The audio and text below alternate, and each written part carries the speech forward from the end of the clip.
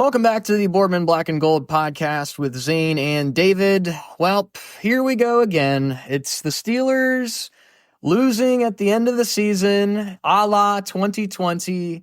They can't figure out how to get their feet under them, and now here we are as the 6th seed in the AFC, and we get the wonderful opportunity to play Baltimore. David, what do you think about all this? Well, I think everything that I want to say and that I probably am gonna say is gonna sound like a repeat from the last 3 weeks. But yeah, I mean, when you said, I don't know if it was last week or the week before, that if we were to lose out all these games, that it would rival and might be better, might be a worse ending than when we started 11-0. And when you said that, I was like, there's no way. Like there's no way it would be worse than that.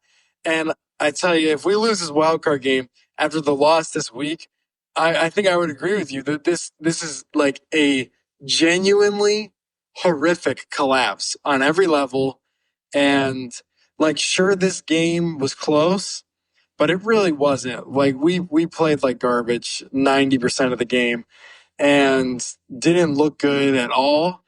And yeah, it's just sad. It's just sad to see. And it's interesting I feel like the first time forever, people are talking, whether positively or negatively, people are talking about Mike Tomlin's future somewhere else. Like I've been seeing things like some people have been saying negative things, which obviously I agree with, like, yes, fire him. But other people are saying things like, oh, where does he go after this? Should he reach out? Should teams call him? And I'm like, this is unheard of. Like, this has never been spoken of like, oh my goodness, there's a possibility that Mike Tomlin could be somewhere else. So, I mean, for that fact, I love it. I love it that this has finally awakened, at least the media. But the product of the game itself was very, very hard to watch. It was. And I think it stemmed not from the defense, which seemed to be one of our biggest problems in previous weeks. It was the offense that somehow, some way, looked even worse than the first 3 weeks of this losing streak. And it was against an awful defense. Like, we talked about how the Bengals are just not a good defense. And we made them look like the Steel Curtain. We made them look like, the Legion of Boom or something like that. Like, we couldn't even move the ball at all. So many 3 and outs. It was ridiculous. And that's the thing that really concerns me is, are we really just going to do the exact same thing that we've done every single season that we have collapsed like this? Because now it's like, oh, your defense actually went out and held the Bengals to less than 20 points for the first time in almost 3 months. And your offense almost didn't even have 100 yards gained in the entire game. So it's funny because I think last year we were talking about the playoff stretch where our defense just completely falls apart when the playoffs happen. And whatever happens with the offense happens. But now it seems like the defense is trending upward. We saw Deshaun Elliott make a lot of good plays. TJ Watt had a forced fumble taken away by a penalty. But we're back to this bend, don't break defense. We gave up a touchdown on the very first drive of the game that looked like our defense was just going to be Swiss cheese, but then we held them to 4 field goals the rest of the game. They didn't get back in the end zone for the rest of the game, and it's Joe Burrow, it's Jamar Chase, it's T. Higgins. Like, this is a good offense, and they held them to less than 20 points, but our offense did not respond in kind. And that's the reason that we ended up losing the game. And like you said, it just didn't seem close, even though it was a field goal game by the end of it. No, and I think that, there's so many points to that. Yes, our defense played a good game. And I think a lot of it, again, I always point to coaching and the head. And I think it does come down to coaching. Why on earth, I don't care if you have a safety over top of him or not, but why on earth is, for his first ever start, is Corey Trice lined up on Jamar Chase? Joey Porter should be on there 100% of the time. I don't care who you are and what coach you are. That's the simplest decision in the world. And you gave them a touchdown and you gave them a drive right off the bat because I don't know the logic behind that. A guy in his first start versus Joey Porter Jr., who's our best corner, against the best wide receiver in the league this year. So tell me how that makes sense. And I think that, throughout the whole game, there's a lot of points. There'll be another point specifically with coaching that I'll bring up, but I think that part of the problem is that our guys that are the guys aren't anymore. Like TJ Watt, I'm sorry, you're not the guy anymore because Trey Hendrickson and Myles Garrett have more sacks than you in the same division. You're not even the guy of our division anymore. Like I don't care how many times you get triple or double teams. You've got two guys in your division alone that had a better year than you. So like you're not the guy. And Minka Fitzpatrick, like yes, I love Minka Fitzpatrick. You haven't been the guy for a while, and he hasn't done anything for a while. Yes, Deshaun Elliott had great plays. Cam Hayward is having an all-pro season. I want to say something about that because this might be a super hot take, but am I out of line to say that Cam Hayward deserves more credit for perhaps being the defensive player of the year than TJ Watt this year? Oh, not at all. I think he definitely deserves it more. Well, that's like the whole thing is he's almost leading the league in pass deflections as an interior defensive lineman. He has 11, and I think Kirby Joseph of the Lions has 12, which I'm pretty sure Kirby Joseph is either a corner or a safety. And it's like, you've got Cam Hayward, who's a billion years old, and he's literally doing everything. He's got sacks this year. I think he has close to, I don't know this number for sure. I want to say six to 8 sacks around that number. Pass deflections, hurries, like he's been a run stopper. Like over the course of this season, like TJ Watt has disappeared. And the thing about Cam Hayward is it seems like he's never disappeared. So why is it that the league is just looking at TJ Watt and saying, okay, well, he has better odds to win than Cam Hayward. Cam Hayward isn't even getting anything in regards to the defensive player of the year. Well, and it's crazy because he does. He has 8 sacks. They showed that last night, which is crazy. He kind of hovers around that number like every year he's not hurt, and he's only been hurt like 1 year or 2 years. So I don't understand. Like I'm just gonna be completely honest. Even though I think he would 1,000% deserved it last year, TJ Watt does not deserve defensive of the player of the year this year. Like he just didn't. He just wasn't the TJ Watt that he's been over the past 6 years. So I don't think he deserves it at all. I don't think he should be even in the conversation. I think that you have Myles Garrett and Trey Hendrickson. Myles Garrett should actually be in the conversation this time when he shouldn't have been last year.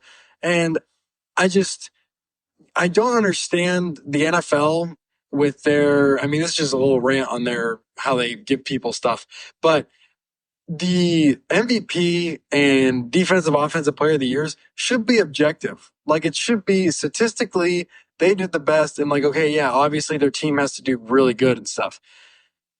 But for some reason, they pick guys with less sacks or less yards, less touchdowns, and it just doesn't make sense to me. So if TJ Watt wins, awesome. Like that, I'll take it, whatever. But I'll take it as it counts for last year. And Myles Garrett could swap with him or something.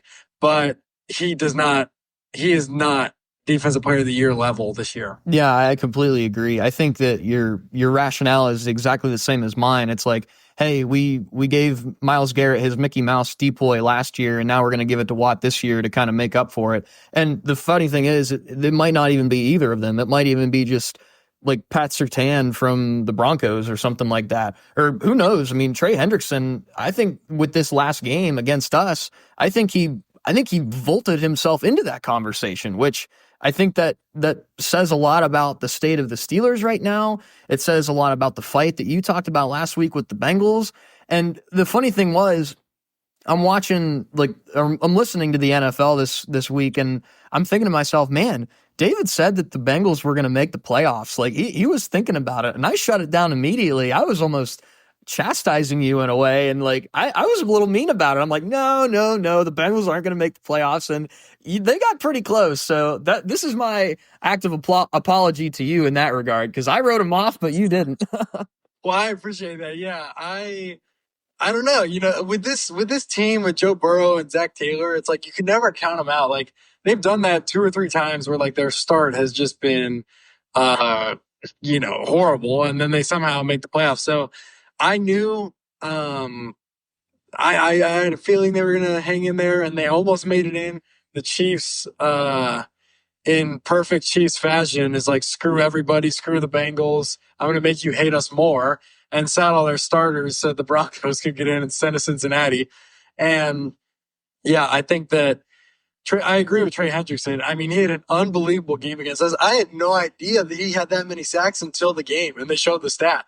And I was like, okay, that's pretty crazy. He should win Defensive Player of the Year. And so, yeah, it's unfortunate that our guys aren't doing that. And I'm just displeased with this team as a whole, coaching staff and all, because there's just so much that doesn't make sense to me. Like, all right, I'd say that the turning point of the game and the deciding factor of the game was right before the second half ends. We have the ball at our own 39 or 40. And we think we get a first down on a QB sneak, but it's taken back, and Tomlin's like, let's go for it. Now, initially, I was kind of like, yeah, like, let's just get it. It's just 1 yard. But throughout the game, obviously hindsight's 2020, like, my dad was just, obviously explaining to me, it's like, you're in your own side of the field. It's Joe Burrow, and you're going to let him have like 40 seconds on the clock. And like, not even, so one, was that a good coaching decision? I would say it would be more towards not being a good decision. However, I don't think it's as bad as some of the other decisions he's made. I will say a horrible decision, whether it was Arthur Smith or whoever, was having Jalen Warren in instead of Najee Harris. Because yes, I love Jalen Warren, all right? But he's half the size of Najee Harris. And when all you need is a yard and for someone to fall forward, you give it to Najee Harris. And it just blows my mind that it's little things like that, little decisions like that, that we can't understand, that other teams understand, that we can't put our guys in the best position to win. Why is it year after year we put people in the wrong places consistently? Why do people not get better when they're with us? Well, you're absolutely right. And it goes back to other decisions that they make in terms of personnel. We know who we have on our team, but again, like you say, it's just like we don't exploit their strengths. Why are we going to Jalen Warren on 4th and inches when we have Najee Harris, who, yes, maybe he can't always get 2 or 3 yards, but he can get half a yard, Like, he's a big body. Like, that's the guy that you want in there. And then at the same time, why the heck are we still running the outside pitch to Najee Harris instead of Jalen Warren? Why does that make any sense? Tell me how it makes sense. I mean, here's another hot take. Is it ridiculous for me to say that the pitch to Najee Harris is worse than the Matt Canada jet sweeps? I think they could be on the same level. I mean, that's what I'm saying. It's like, it's a play that they run every single game, multiple times a game, and it doesn't work. It just doesn't work. And when they run the exact same play to a guy like Jalen Warren, he'll get 4 or 5 yards. Maybe even he'll get 20 yards. Who the heck knows? But again, it's the personnel not understanding our players. Like, why is it so hard? Like, if you're trying to throw a curveball at the defense by doing a different personnel in a certain situation, it isn't fooling anybody because it never works. It just never works. I don't get it. Well, and it doesn't work because when you try and throw a curveball at a defense that you can't even make your fastball work with them, like, who cares about the curveball when the fastball doesn't even work? It's what's normal and what everybody should do, you can't even do. So it's like, is it a curveball when that's all you've done? And but when it's gone, and like, it's either we're trying to be too smart with all these decisions and all these, like the fact that Mike Williams was never in the game. And every time he made an absurd catch. He won us the game against the Commanders. And he only got, I would love to see his snap count since he'd been here because it is horrendous. And Mike Tomlin with give it time. Time's up, season's over, you stink, and you have this amazing talent who every time the ball was thrown to him, he basically caught it, and you never threw it to him. Meanwhile, we got George Pickens, who's arguing with fans, dropping every single pass, and is an absolute clown. I don't understand. Trade him. I'm done with George Pickens. I never want to see him in the Steelers jersey again. I'm so sick of how what the players we begin and we keep what we allow them to do. And then these other guys who are shining stars still, even though their age is a little bit older. And we're like, oh yeah, you just stay on the bench and you just like, oh, you're our best player. You've made the best plays. Sit right here next to Arthur Smith. Like, that's cool. And here's another one. You want to know exactly what happened when Beanie Bishop got into the game? It was his first snap of the game, and he gets an interception. Like, it's laughable at this point. Cam Sutton is literally like the Achilles heel of this defense. He is the sole reason this defense sucks, because just like Cam Hayward said, when 10 guys do their job and one guy doesn't, then we're in trouble. Beanie Bishop, his first play of the game, which my dad, he was like, that was his first play of the game. He had not been in the game ever, like, before that. First play of the game, Patrick Queen tips it up, Beanie Bishop corrals it in. I think that's his 4th interception of the season. And it's like why have we gone away from him? Why is our personnel decisions, why are they so bad? Why are they, like, it's not even that they're bad. It's that they're like the literal worst case scenario in every single scenario. No, and what makes it worse is that our coaches don't see it.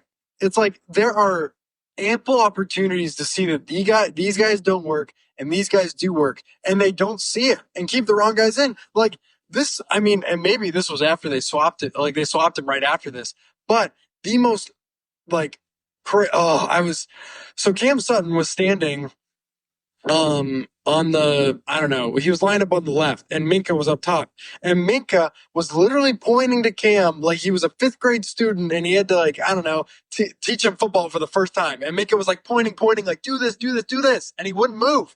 And it's like, how do you keep a guy in like that? Like, poor Minka, that he's got to make the, like, it just made me so upset that we'd rather have somebody in like that because, I don't know, he's been on our team longer or he was drafted or whatever. And it just doesn't make sense to me. It doesn't make any sense. It's like, I think we said it a bunch last year. The definition of insanity is doing the same thing over and over and over again and expecting different results. And I don't understand why we have to go through 4 straight weeks of doing the same thing that doesn't work and expecting it to change, because it doesn't change. And now here's the other thing. On the offensive side, I think Arthur Smith, I sang his praises for a good bit of this season, even in the time when he was dealing with Russ over Justin Fields.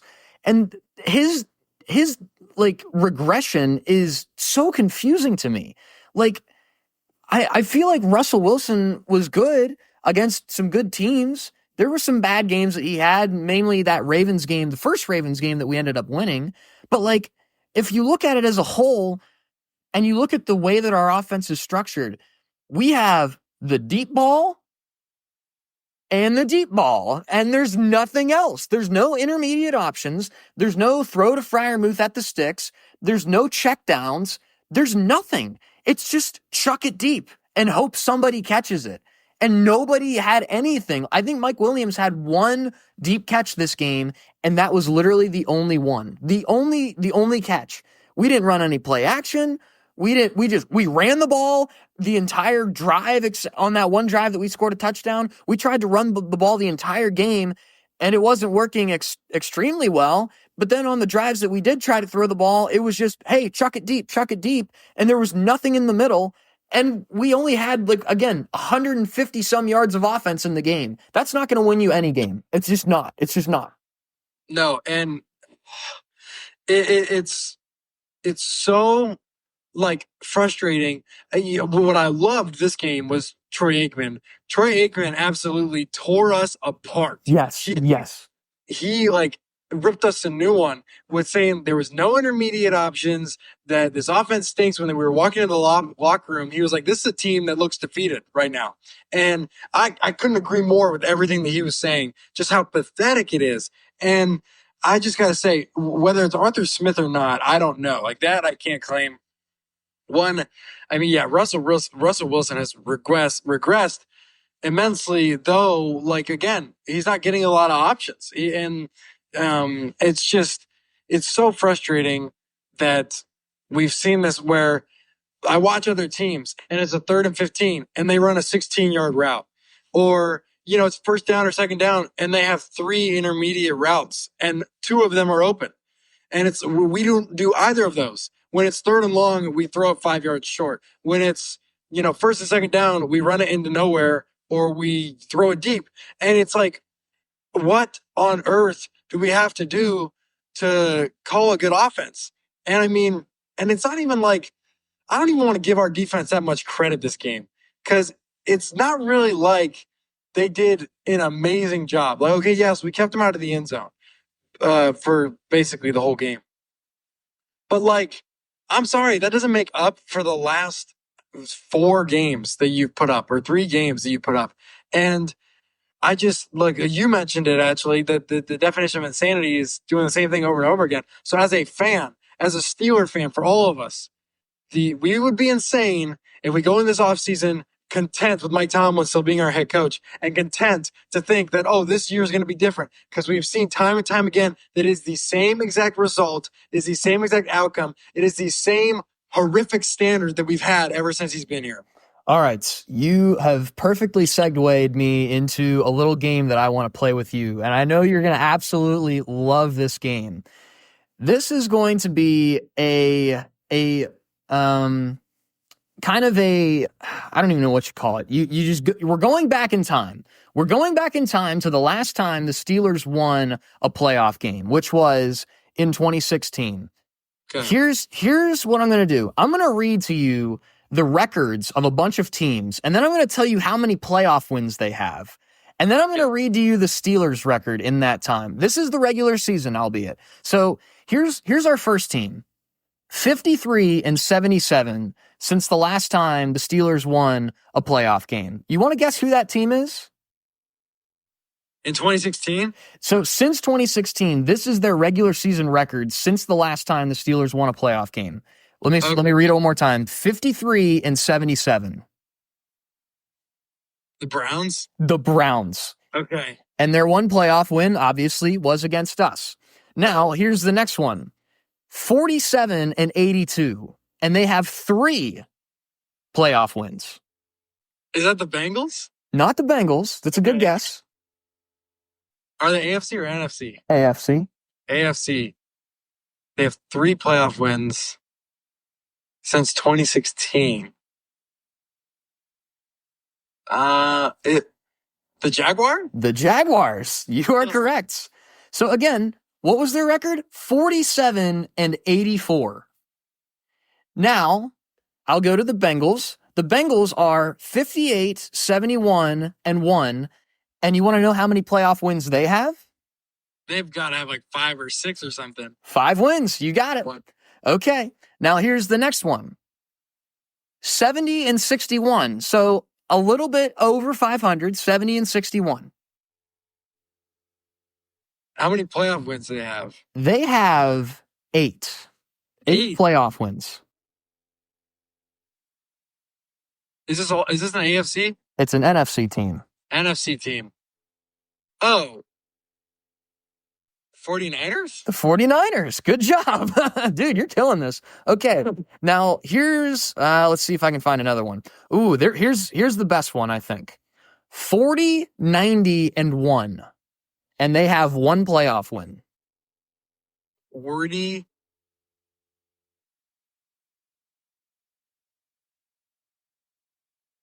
And is it AFC or NFC? NFC. NFC, and they're 40-90-1.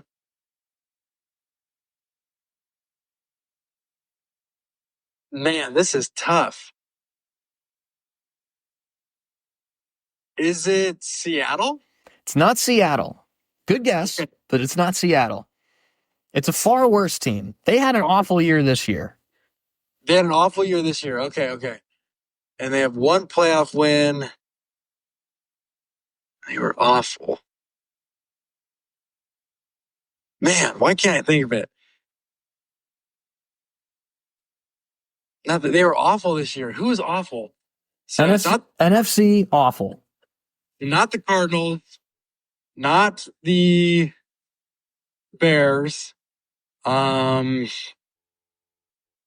else is like the bottom of their division? I'm trying. Oh wait, okay. Detroit. Oh no, I've already been through that division. Dang it, I'm missing a division, and that's what's getting me right now. Here's your last hint. We played them this season. Oh, we played them. Oh my gosh, it's the Giants. The Giants. 40, 90, and 1 since 2016, and they have won a playoff game. Now, here's the last one that I'm going to give to you. I have a bunch more, but I'll give you one more. 67 and 64, so just barely over 500. They have 6 playoff wins, and they have one very important win.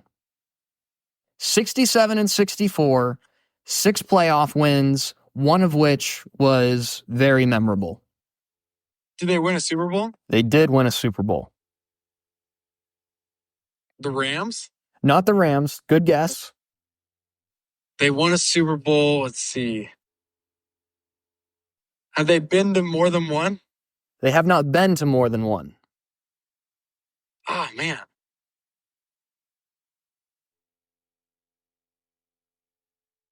Think about the last time that we had a collapse of this caliber. The Buccaneers? The Buccaneers. Oh, my goodness. 67 and 64, 6 playoff wins, and have won a Super Bowl. Now, do you want to know the Steelers' regular season record since we last won a playoff game? I think I know. I know it's really good. Okay, I'll just tell you. 80, 50, and 2. The Steelers have, let me make sure. 1, 2, 3, 4, 5, 6, 7, 8, 9, 10, 11, 12 teams have worse records, far worse records even, in the regular season, and have at least one playoff win. The Steelers have 0. Literally none. And we are 80, 50, and 2 since 2016. Now, here's my point to all of this. It's okay to lose. It's okay to blow it up. The Buccaneers are a middling team that hung around 500 for the last 8 years, and they won a Super Bowl. The 49ers have been to multiple Super Bowls. The Rams, who are not on my list, but they haven't had as much of a winning prowess in the regular season in recent memory. They won a Super Bowl. The Bengals went to a Super Bowl. The Lions went to the NFC Championship. They're probably going to be back there. The Lions were another one of these teams that I had on my list. They are 61 and 68 with 2 playoff wins since 2016. And if you remember, they haven't won anything pretty much ever in their entire existence. So here's my point. It's like, it's okay to be bad occasionally. It's okay to have a losing season because it means you get the opportunity to reset. There are 2 teams in this conversation. Let me see. It's at least, okay, yes, the Bengals. The Bengals have broken it down, rebuilt, broken it down again, and then rebuilt again in the span that we have won a playoff game in the last time. So it's like, we are continuing to go 10-7 every single year, to not have a losing season, to continue to ride Mike Tomlin, to ride the decisions that he's making, to have a winning season, great. But we don't do anything with it. It's futile. It doesn't mean anything because you can't win in the playoffs. There is a team with a far worse record than us that has won the Super Bowl. And there are several teams with far worse records than us that have been to Super Bowls. We haven't even made it out of the wild card round. Like, that's ridiculous. That is utterly ridiculous. And the whole reason I bring this up is because if we lose this week against the Ravens, it'll be officially, well, actually, no. Would that be 9 years? Well, I guess since we won in 2016 because we made it to, was that the AFC Championship or was that still the wild card round or the divisional round, excuse me? When we lost to... Was that the Patriots in 2016? Was that right? That was a championship game. Okay, that's what I thought. So we have not made it back to the championship round since then, but the only other time that we made it to the divisional round was when we won the division. Or no, wait, have we? We've been in the divisional round, right? Only in 2017. Okay, that's right. With the Jaguars, correct? Yeah, because we had the bye. That's right.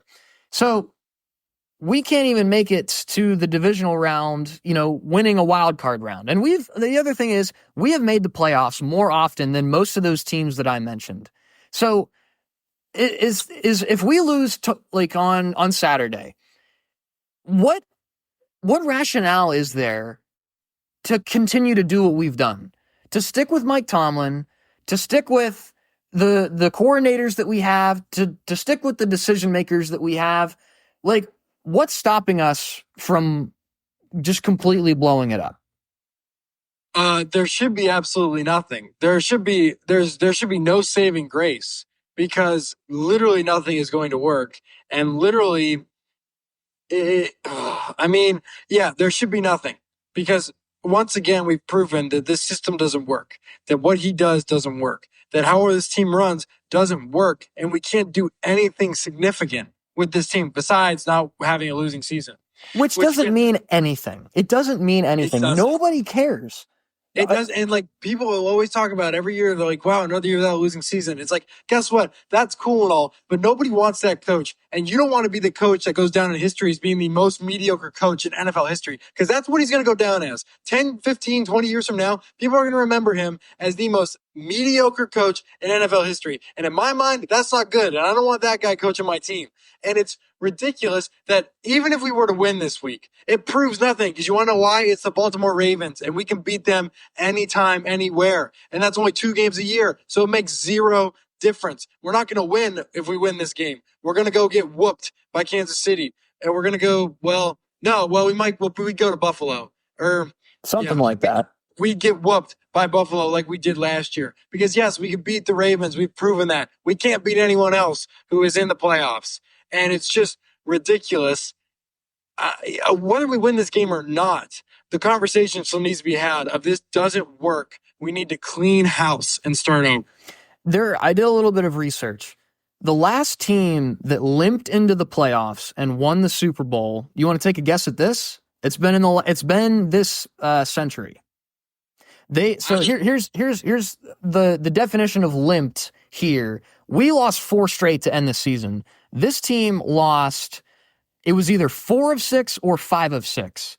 And they lost the last game of the season, but they won the second to last game of the season. But they lost 4 of 6 before the playoffs, and they ended up winning the Super Bowl. Do you have any idea who that was? I was gonna originally guess, before you said that the losing streak, I was gonna guess the Steelers, because they were the first 6 seed to win in 2005.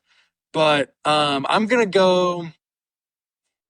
And they won the Super Bowl. They won the Super Bowl. The thing about that is that 2005 team, they won at the end of the year to get to that point. They did not limp by any means into the playoffs. All right, there's 3 teams I'm circling around. Ironically enough, okay, the 3 teams, I'm thinking of the 07 Giants, who I don't know if they ended well or not. I'm thinking of the 2011 Giants, which I'm pretty sure they didn't end well. Or I'm thinking of the 2010 Packers, which I don't remember if they ended well, but I know that they limped in. Are any of those right? You're really close. None of those are correct. It was the 2012 Ravens, actually, that ended up, they lost it was either 5 of 6 or 4 of 6. I want to say, no, I think it was 4 of 6, because they were 10-2 at one point, and they only won 2 more games to end the season. So they went 2-4 to end the year. And I think I can't remember which one of those wins was against, I don't remember exactly what it was, but there has not been a team in 13 years to limp into the playoffs and win the Super Bowl. So, and that's the whole point. If we can't win the Super Bowl, then what is the point of this season? If we win a game, honestly, that might set us back even farther, because then there would be this hope that, oh, maybe we are trending in the right direction. Meanwhile, we're probably not. Does that make sense? Yeah, absolutely. And I think that that's a good point that you pointed that out, that okay, so every year we've gotten in the playoffs since 2017, we've limped in, right? And so, like, if people say, well, at least we can get into the playoffs, you should bring up that statistic of the team that limps in 99% of the time gets wiped out the first round. And we're a huge component of that statistic because it happens to us every single year. So, and it just, I think that the leadership as a whole, like ownership, but also Mike Tomlin, the leadership is just in every way inadequate and is not the way leadership should be run. And a case in point in that is I don't know if he knows how to work with other people because I mean, I've mentioned the quote multiple times where he says that leadership is a lonely road, and when you're on the top, you're by yourself, which is the exact opposite of what leadership is. But Bruce Arians, you sent this into our group chat, but Bruce Arians was let go from us. He didn't take another job. He was let go. And Mike Tomlin didn't want him for some reason. And basically, you look at their record from when Mike Tomlin hasn't won a playoff game, and then Bruce Arians' record as a head coach.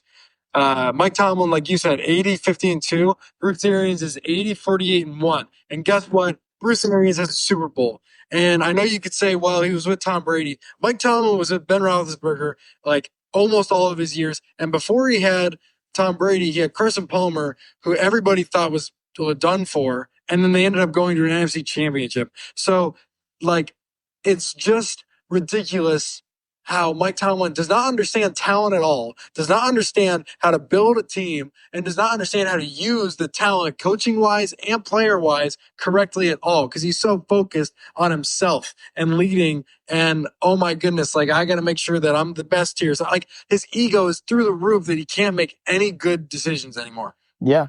There's so many things that you can point when you compare Tomlin to other coaches. And you see how much better these other coaches have truly succeeded. You can make an argument that however many seasons of non-losing years is a success, which I don't know if Troy Aikman said this on the broadcast, but it made me seem like that he wasn't super impressed with that number. I can't remember if it was that necessarily, or maybe it might have even him been talking about Najee Harris having 4,000-yard seasons. That might have been what it is. But there's a lot of people, Steelers fans included, that they're just not impressed with it because, yes, you can have all these winning seasons, but you look at the team like the Chiefs, they haven't had a losing season in forever, but they're perennial Super Bowl winners. Like, they win the Super Bowl. They go to the Super Bowl. They're always in the top dogs of the AFC. The Steelers are having winning seasons in quotation marks, but they're not winning a darn thing in the playoffs. So what does it matter? Do you play to win the Super Bowl or do you play to just get into the playoffs? Personally, like, I'm sick of just making the playoffs. And here's the other thing. I'm not even looking forward to this Ravens game, which sucks because any other season, under any other circumstances, I would look at this and say, wow, what a great matchup this is. Wild card weekend. It's a Saturday. It's a night game. What an opportunity the Steelers have to really stick it to their heated rival in the Ravens. But I'm numb at this point. I don't have any emotions towards this team. This team has completely lost its flavor, and they're not inducing me to, like, really care. Even in this Bengals game, like, I don't know, like, everything that happened, I just kind of had this neutral look on my face. It's like, oh, yep, that happened. Oh, that also happened. And oh, there's another problem. And, like, I never got, like, mad, which, I mean, I'm sure there was plenty of Steelers fans who were mad this last week against the Bengals. I don't know about you. I can't speak for you necessarily, but, like, I wasn't even mad, which is, like, that's the worst place to be ambivalent, to be complacent. Like, I didn't even care. And this team has gotten me to where I don't care. And if I don't care, then what's the point? Like, get me to care. How in the world have you gone from 10-2, where we're thinking of all these great things that could happen, to where now I'm sitting on my couch watching the Bengals, a team that I absolutely despise, just walk all over us? Like, and I just don't care. I don't have any emotions towards this team. Yeah, I completely agree. I was watching the game and was just like, yeah, I expected that to happen. I expected us to lose. I expected that. Like, they weren't doing anything that was surprising me. And I'm like, I wish we were in the playoffs. Like, I would love it for this to be the offseason. Like, why would I want to watch this team again? Why would I want to watch a head coach I don't like? Why would I want to watch a bunch of guys that aren't trying? Why would I want to watch an offense that doesn't work? Like, again, I think that maybe part of the reason why they don't want to rebuild is because they're like, oh, well, what if, like, you know, the Steelers aren't talked about as much because we have a standard and, like, we have fans or whatever. And it's like, guess what? Because you may be afraid of that, you're creating the exact thing where people are starting to not care. And it's like, okay, like, no Steel, like, anyone who's not a Steelers fan does not care about us, does not think we're good. Anybody who is a Steelers fan is either in denial or can't stand this team and is sick of what has gone on in the past 8 years. Right.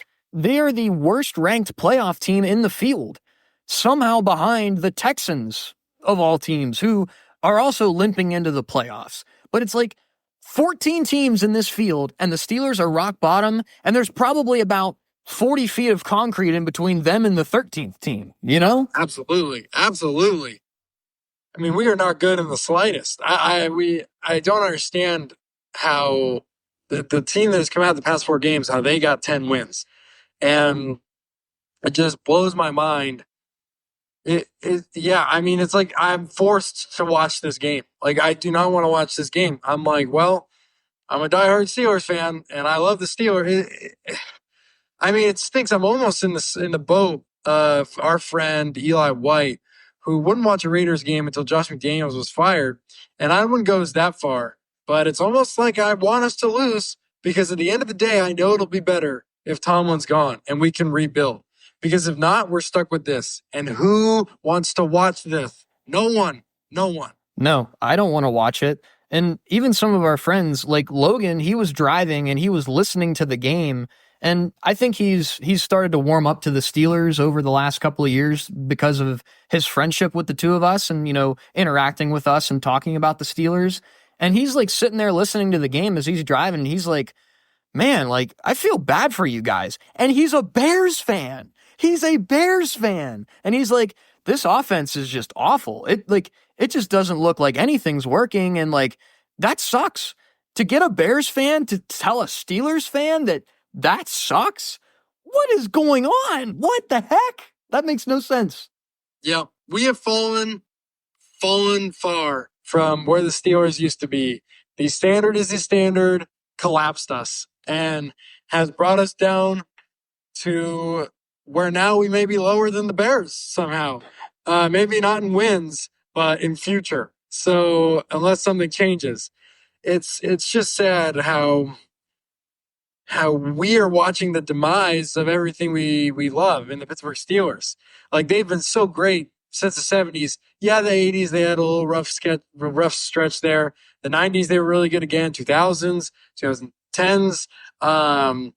And like now, like, oh my goodness, we're falling apart. Like, this is not the Steelers team that it's been the past 30, 40 years.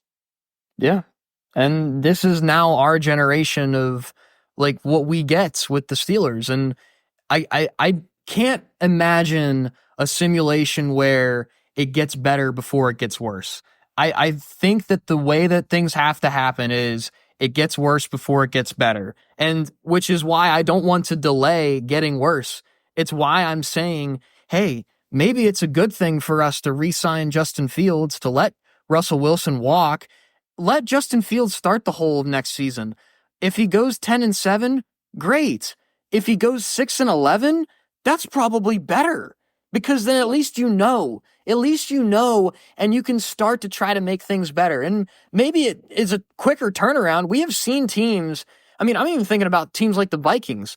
They had a really good 2022, and then maybe it was it 2023 or 2022 that was like really, really bad? Or they had a really bad year in 2021.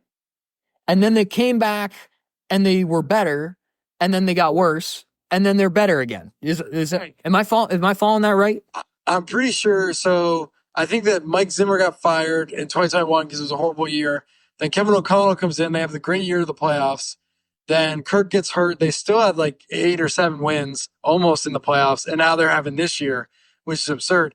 And like, yeah, that's exactly right. Your point. And you know what that point is? It's coaching, because it's been a different quarterback every year. And they have 14 wins.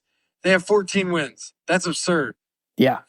They're exceeding their expectations, whereas here we are, both of us predicted 10 and 11 wins to start this season, and here they are at 10 and 7 after starting 10 and 2. And now the expectations for this playoff game are probably the lowest they've ever been. If you go back and you listen to us talking before our Bills game last year, we were really excited. We were pumped up. We were thinking, wow, this is an opportunity. Like, we found our way in. Mason Rudolph seems to be our guy. Like, we had this magic of like surrounding us and even in our talking about it. And now here we are in a game that should be so much bigger against our rival, the Ravens. And we're talking as if the world is ending and we haven't won a game in years, which is kind of true because we haven't won a playoff game since, I mean, my sister, she got her driver's license just a couple of days ago. She was like 7 years old, like not even like something like that. I don't know how old she is. She's 16, 17, something like that. But it's like, she was in elementary school the last time that the Steelers won a playoff game, Well, and my brother, he's a freshman in high school, and like he was saying, we were watching the Bengals game, and he was saying the same thing. He was like, I'm sick of this team. He was like, I didn't get to experience, like, he was just young enough. Like, he was born, and then the Steelers lost Super Bowl 45. So, like, he was like, I didn't get to experience any of these winning. All I've seen is this crap.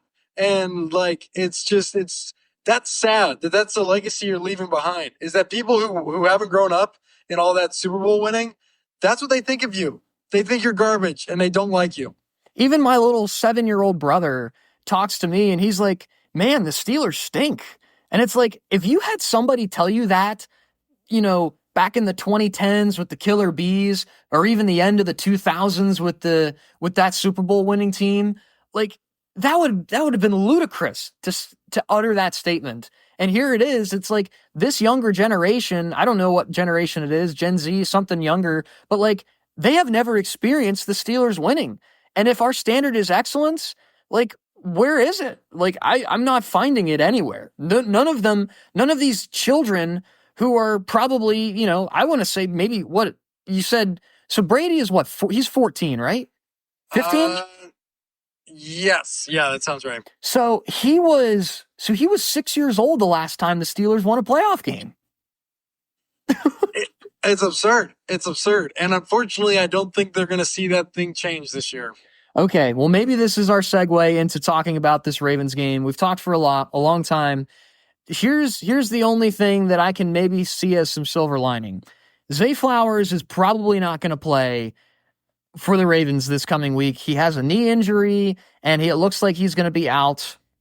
I will say I was very, very pleased with Deshaun Elliott against the Bengals, and I think that gave me a little tiny sliver of hope. Cam Hayward, again, he had one of his best games, probably his best game of the season against the Bengals. And as much as you don't like it, like, I think the defense is trending upward. Maybe we're in disagreement on that, but I think the defense is getting better. So, and I mean, the Bengals didn't run pretty much at all. So maybe when we play Derrick Henry, that'll go downhill pretty fast. But as far as like the defense goes, I'm more happy with it. But our offense is just so abysmal right now that I don't see how that can change things for us. Yeah, I mean, I guess to be short and sweet, I think we're going to get blown out. I think that it's going to be like the last few playoff games where, I mean, we come out and it's like, man, we probably shouldn't have been there. And, I think that, yeah, it's Baltimore. And even when we lost at Baltimore this year, it was close for a little bit. I just don't think that matters anymore. I think that we've got guys who don't even want to play, who aren't even motivated, and you've got Baltimore who has got a resurgence and thinks that they can go take it all the way to the Super Bowl. So, and they're home. So I think everything's against us, and I think they know they can run. Lamar has finally had a good game against us, so whatever's been in his head is gone. So he's playing free, playing like an MVP, and Derrick Henry, is playing like the second the second whatever. He's got the second most rushing yards. He's got the second most rushing yards. And yeah, I don't really remember Zay Flowers doing anything crazy against us in either game. So I don't know how much of a difference it'll make, but our defense might put out a better showing. But I don't know. Maybe this is because of emotions, but I'm going to say we lose 38-16. 38-16. I feel like that offensive number is even high, perhaps. It might be. So here's what I think. I think that this game is going to be a little bit closer than maybe a lot of people are thinking. The point spread right now is like Ravens -10, which I think is like one of the largest spreads that the Steelers have been ill-favored for, maybe in all of history, in a playoff game at least. Like, when is the last time that the Steelers have been double-digit underdogs in any game, much less a playoff game? You know? Yeah, long time. Long time. And I think that the Steelers might cover that spread, but not by much. I think it might be right at 10, and I think that might be a good line, which is why I'm kind of thinking that I think that the Ravens are going to do well offensively. I don't think that the absence of Zay Flowers is going to mean a whole lot, but I do think that they are going to cook with Derrick Henry. I think it's going to be a heavy dose of Derrick Henry, and I think that they're going to try to get Lamar involved with his legs, because in the weeks since we've played the Ravens, it seems like a lot of Lamar's success has come with these read options where he is also running himself. And I know we've contained that very well when we do play Lamar, but I don't see it happening this time. I think that this is finally when the dam starts to break for the Steelers, and I think that this is kind of when Lamar starts to say, okay, the demons of the past that I've had with the Pittsburgh Steelers, they are completely gone. And if it doesn't happen, then we might be right back to square one in terms of Lamar having trouble beating the Steelers next year. But next year doesn't matter. This year is the only thing that matters. And personally, I think the offense, I mean, it can't be any worse than it was last week. So I think it might improve slightly. But my final score prediction is going to be 24-14. The Ravens are going to move on. Okay. Yeah, I think that everybody, I don't know if anyone would pick the Steelers to win this. So it'll be interesting. I mean, we'll see. I mean, who knows? I don't know we kind of do know what to expect. I feel like normally we say we don't know going into the playoffs, but I feel like this year we kind of know what we're going to get. Our offense is going to stink. Our defense might be okay, but I don't think we're not going to come away with one here. Well, the other thing about it is that the Steelers always get out slow, and they have a negative 64 point differential in the first quarter this season. They did not score a first drive touchdown all year. And in the playoffs, we get down to these absolutely massive deficits. I think we were down 21-0 to the Bills last year. I think it was 28-0 against the Browns in 2020. And like we get blown out in these games early, and we don't even give ourselves a shot. So the only thing that might give me a sliver of hope is if the game is still close after the first quarter. That's about the only thing that I can think of that might make me a little bit more like, oh, like maybe it's not as bad as previous years. Yeah. No, that's a good point. Even like the Kansas City game, we were down like 21-7, 28-7 at half. So it's true. We really don't give ourselves a chance over these past 5 years.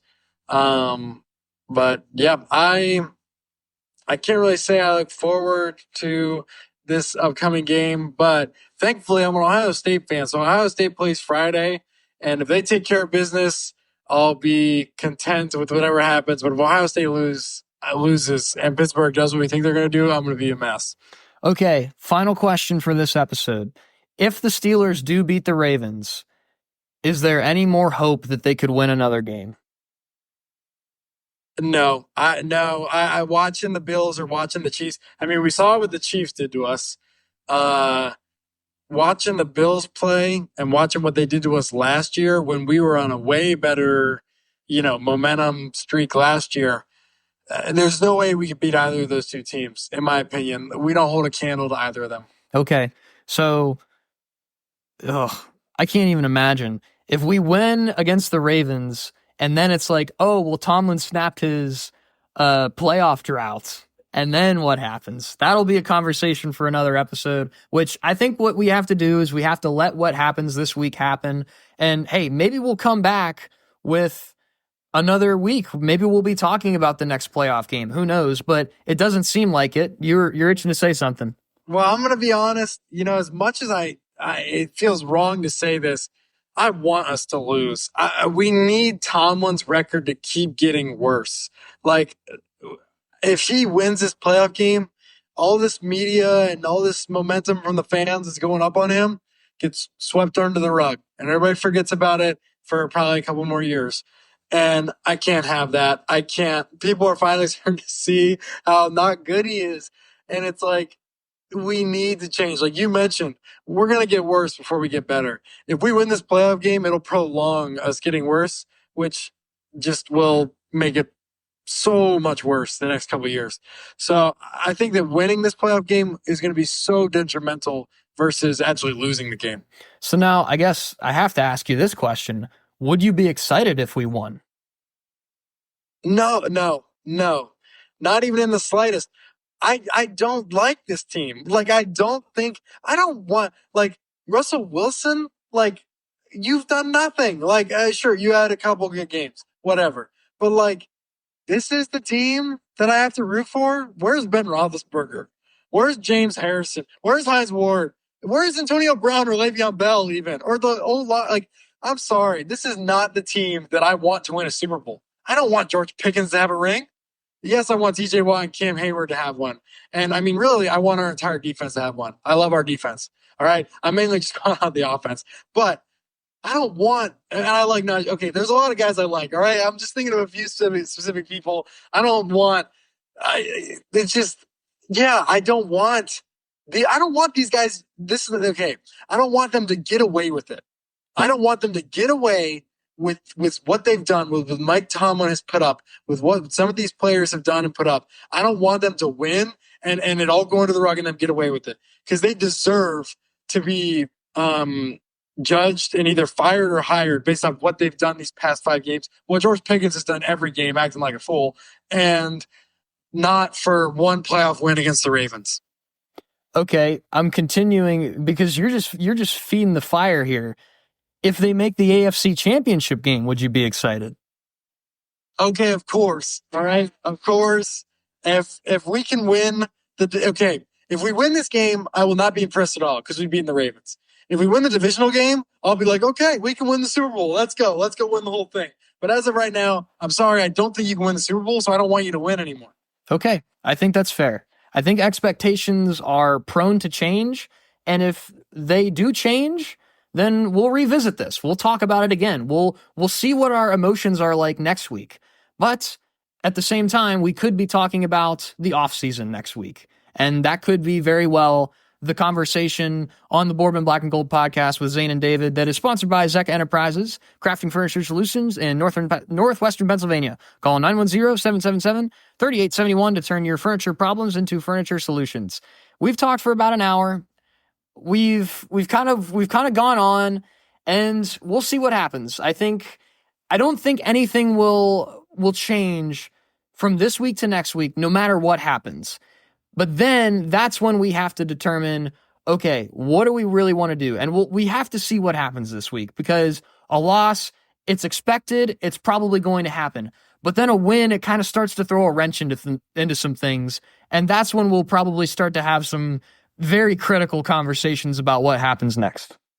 Yeah, absolutely. If it is a win, I have no idea what's going to happen and what will transpire if we win this game. We'll see what happens. Zane and David on the Boardman Black and Gold podcast. We will be back next week. Hopefully it's after a Here We Go Steelers. David, you call it. After a Here We Go Steelers victory. So he does want him to win. He does. I do. Okay. Of course, like, it's the Steelers. I can't root against them. So, I mean, if we lose, of course, I'd be happy because it adds another level to possibly getting Tomlin out of here. But if we win, I mean, we're one step closer to a Super Bowl, and we're only 2 steps away if we win. So, oh, man, of course. We are conflicted as all get out can get right now. We don't even know what to think. Us Steelers fans, we have no idea what to think. Maybe the actual Pittsburgh Steelers will give us something actually to think about this coming week. But regardless, we will be back next week after this Ravens week. Hopefully you guys have a great week. Enjoy your wild card weekend. And hey, why not? For one last time, here we go, Steelers.